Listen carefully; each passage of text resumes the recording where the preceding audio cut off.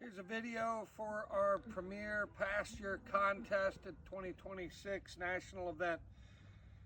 We had the idea to put the hula hoop out. We tried that, the cows moved it all over the place. So what I've done here is I put some heavy gauge wire, I put a few battens in to hold it in place, and then I took some non-toxic spray paint and put 4 dots around it just in case they wipe this out afterwards so I can get my after photo. If you look at our patch here, we have no monoculture here at Lakota.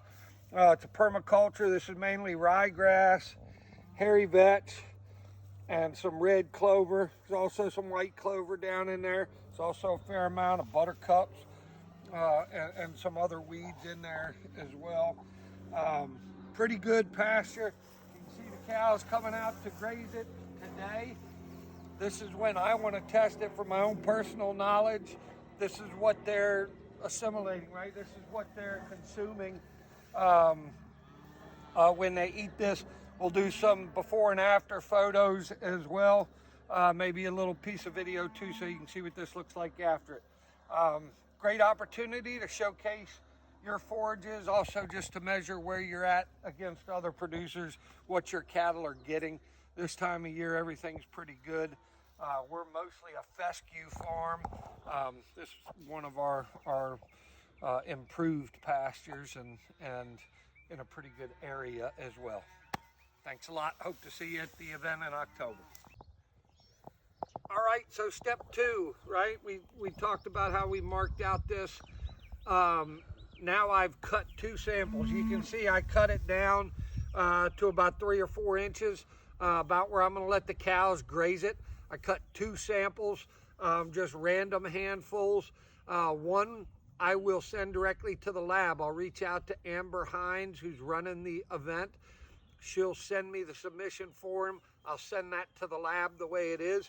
The other I'm going to dry. I'm going to take it into a cool, dark place. I'm either going to hang it or spread it out on a tray or a rack and let the wind blow on in a fan or something and let it dry out over a few days till I get it down to the desired moisture level. Then I'll send that to Amber or arrange to bring it to the event.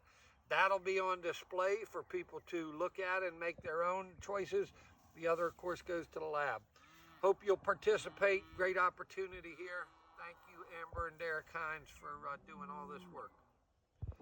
All right, so we're laying our herbs out to dry. I've got a ceiling fan going in here. You can see it's just a thin layer over a mesh tray so the air can circulate.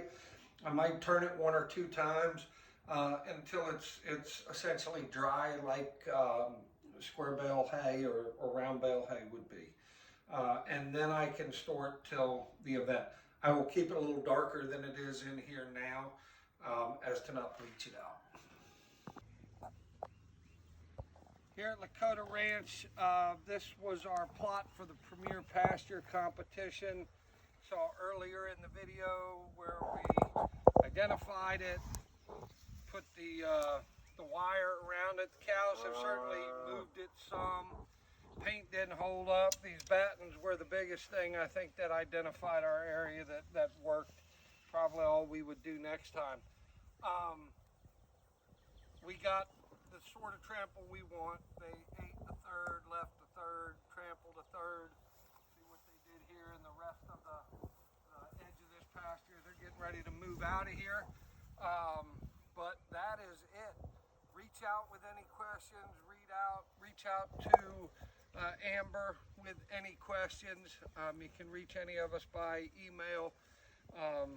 Really looking forward to the results. We're going to submit a few other forages a little later in the season, but this was one of our more common cow pastures, so that's what we wanted to start with.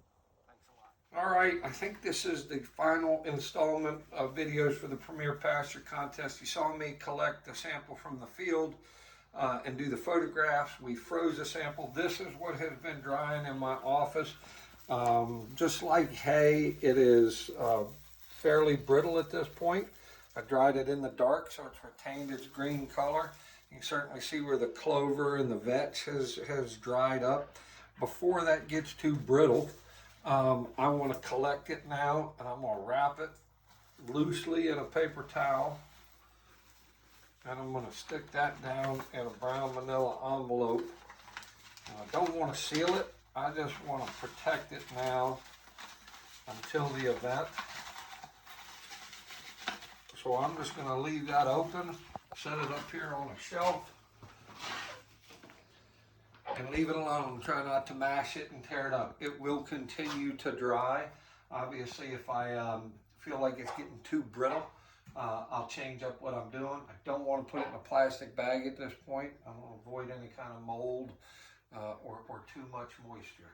So hopefully follow these steps. Have any questions, reach out to myself or Amber Hines, and we'll get you on the right track.